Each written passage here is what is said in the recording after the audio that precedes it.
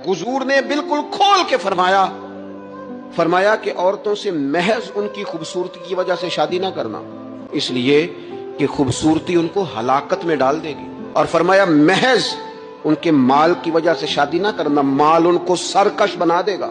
या रसूलल्लाह सल्लल्लाहु तआला अलैहि वसल्लम फिर क्या करे? तो महबूब फरमाने लगे उनकी दीनदारी की वजह से उनसे शादी करना। और ये इब्ने माजा में लफ्ज मौजूद हैं, अल्लाह के महबूब अलैहिस्सलाम फरमाने लगे कान में सुराख वाली काले रंग की बांदी अगर दीनदार हो तो तुम्हारे लिए बड़ी बेहतर है। बांदी हो, रंग स्याह हो, कान में सुराख, उससे निकाह कर लेना, शर्त यह है कि दीनदार हो। हज़रत साद बिन अबी वक़ास रज़ियल्लाहु ताला अन्हु फरमाया करते थे, अल्लाह मुसलमान की मदद उतनी देर तक करता रहता है जितनी देर तक मुसलमान का ज़हन साफ रहता है, किरदार पाक रहता है। आग इसलिए मुआशरे में लगी है। नौजवानों, तुम कहते हो कामयाबियां नहीं मिलती, उसे कैसे कामयाबी मिल सकती है जिसका ज़हन ही साफ नहीं? वो कैसे दुनिया की बाजी जीत सकता है जिसकी निगाह ही पाक नहीं? वो कैसे आगे बढ़ सकता है जिसके किरदार में पाकीज़गी नहीं? अपने आप को पाक कर लो, अल्लाह हर मुश्किल में तुम्हारी मदद फरमाएगा, हर रास्ते में तुम्हारी मदद फरमाएगा। जब आदमी नापाक होता है तो रब करीम उससे इबादत की लज्जत छीन लेता है। और अल्लाह की सबसे बड़ी सजा ये है कि किसी को सजदा न लंबा करना दे।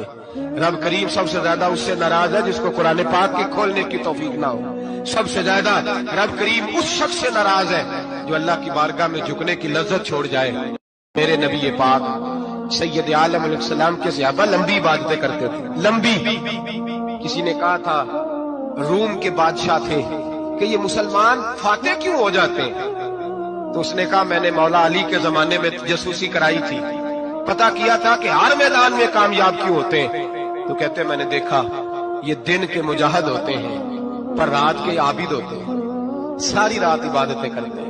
फरमाया रात को जब अपने रब को राजी कर लेते हैं तो सवेरे खुदाई ताकतें इनके साथ हो जाती हैं। कहते हैं हमारी चालाकी से कामयाबी होगी, हम बड़े तेज हैं, हमारी हिकमत अमली से कामयाबी, सियासत से कामयाबी। जब तक अल्लाह तेरा साथ नहीं देता तू कदम नहीं उठा सकता। जब रब करीम तेरी मदद नहीं फरमाता तू अमीर घड़ों में गिर जाता, तू अपनी चालाकी के अंदर ही मर जाता है घुट के। हजरत जनाब सैयदा ज़ैनब बिनते अबी राफे कहती हैं कि सैयदा फातिमा ज़हरा ना एक दिन अपने दोनों शहजादों को लेके, जब हुजूर की तबीयत मुबारक बज़ाहिर अलील थी जिसमें हुजूर का विसाल हुआ, दोनों शहजादे लेके सैयदा फातिमा नबी करीम की बारगाह में गई। कहने लगी या रसूलल्लाह मेरे बच्चों को कुछ दीजिए। सैयदा पाक तो हुजूर उठ के बैठ गए, इस कंधे से इमाम हसन को लगाया और इससे इमाम हुसैन को लगाया और फरमाया फातिमा ये जो मेरा हसन है ना इसको मैं अपनी हैबत और सरदारी देता हूँ, और फरमाया ये जो मेरा हुसैन है ना हुसैन को मैं अपनी जुर्रत और सखावत देता हूँ, मेरा हुसैन जुर्रतमंद होगा और सखी होगा।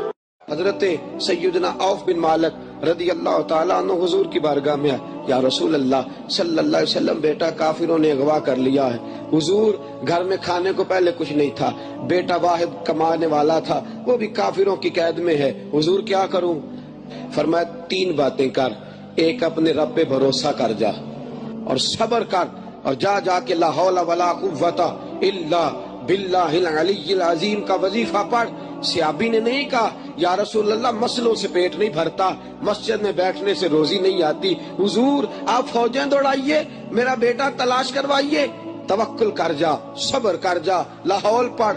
सियाबी कहते हैं वजीफा लिया, घर आ गया, बीवी को आके बतलाया, अंदर से दरवाजे की कुंडी लगा ली, तवक्कुल भी कर लिया, सब्र भी कर लिया, तस्बीहां पकड़ ली। फरमाते हैं अभी पूरा 100 नहीं पड़ा था, दरवाजे पे दस्तक शुरू हो गई।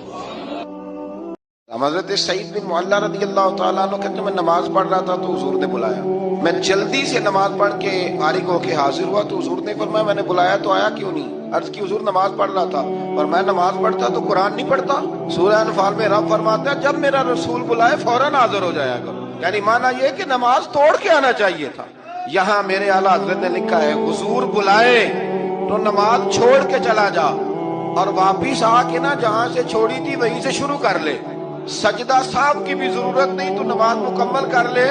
जितनी देर तो मुस्तफा की बारगाह में हाजिर था समझ ले मैं रब की इबादत में ही मौजूद था। इसीलिए इकबाल ने कहा था अज़ान तो अज़ल से तेरे इश्क का तराना बनी और नमाज तो उसके नजारे का एक बहाना बनी, और अदाए दीन सिरापा नियाज थी तेरी, बस किसी को देखते रहना नमाज थी तेरी।